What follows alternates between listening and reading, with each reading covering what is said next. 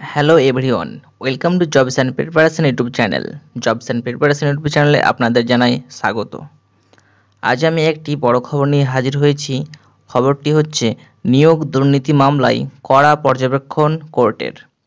নিয়োগ দুর্নীতি মামলায় কড়া পর্যবেক্ষণ কোর্টের। চাকরি বাতিলের পাশাপাশি বিচারপতি অভিজিৎ গঙ্গোপাধ্যায় কেন বেতন ফেরতের নির্দেশ দিয়েছিলেন? বলছে চাকরি বাতিলের পাশাপাশি বিচারপতি অভিজিৎ গঙ্গোপাধ্যায় কেন বেতন ফেরতের নির্দেশ দিয়েছিলেন, সেই প্রশ্ন মঙ্গলবার কলকাতা হাইকোর্টে তুলেছিলেন বিতর্কিতভাবে নিযুক্তদের আইনজীবীরা। কিন্তু বিচারপতি দেবাংশু বসাক এবং বিচারপতি মোহাম্মদ সব্বর রশিদের ডিভিশন বেঞ্চের কাছ থেকে আরও কড়া পর্যবেক্ষণ পেলেন তারা। এদিন বিচারপতি বসাক মন্তব্য করেন যে, আমি সুদসহ বেতন ফেরত দিতে বলতাম, সঙ্গে হেফাজতে নিয়ে জেরা করতেও বলতাম। তিনি পাল্টা প্রশ্ন করেন যে, কেউ যদি অবৈধভাবে চাকরি পান তাহলে কোর্টের কি করা উচিত? তো এই ছিল নিয়োগ দুর্নীতি মামলায় কড়া পর্যবেক্ষণ কোর্টের।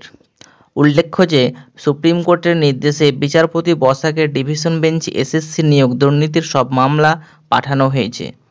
শীর্ষ আদালত শুনানি শেষ করার জন্য 6 মাসের সময়সীমাও বেঁধে দিয়েছে। সেই নির্দেশের পরিপ্রেক্ষিতে ডিভিশন বেঞ্চ তৎপর হয়ে শুনানি করলেও এসএসসি তথ্য দিয়ে সহযোগিতা করছে না বলেও অভিযোগ উঠেছে। এই মামলায় বিতর্কিতভাবে নিযুক্তদেরও যুক্ত করা হয়েছে।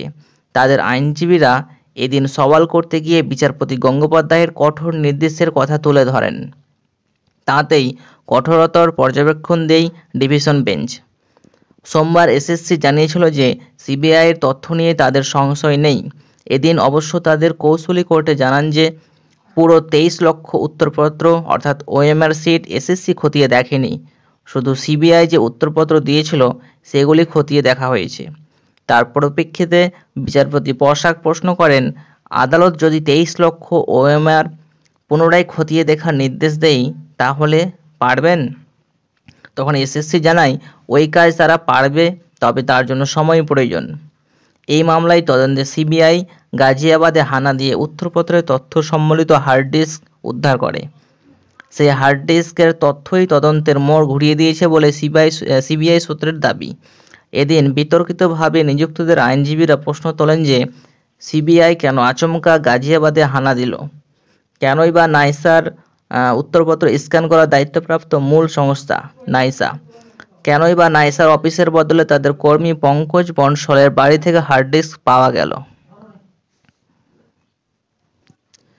তো এই ছিল আজকের নিয়োগ দুর্নীতি মামলার খবর, যেটা নিয়োগ দুর্নীতি মামলায় পর্যবেক্ষণ কোর্টের হাইকোর্টের যে অভিজিৎ গঙ্গোপাধ্যায় চাকরি বাতিল করেছিলেন, তার পাশাপাশি বেতনও ফেরত নির্দেশ দিয়েছিলেন, সেই সংক্রান্ত খবর বিচারপতি দেবাংশু বসাক এবং বিচারপতি মোহাম্মদ সব্বর রশিদি ডিভিশন বেঞ্চের কাছ থেকেও কড়া পর্যবেক্ষণ পেলেন এবং তিনি জানান যে, আমি যদি থাকতাম, আমি যদি রায় দিতাম তাহলে আমি সুদসহ বেতন ফেরত দিতে বলতাম, সঙ্গে হেফাজতে নিয়ে জেরা করতেও বলতাম।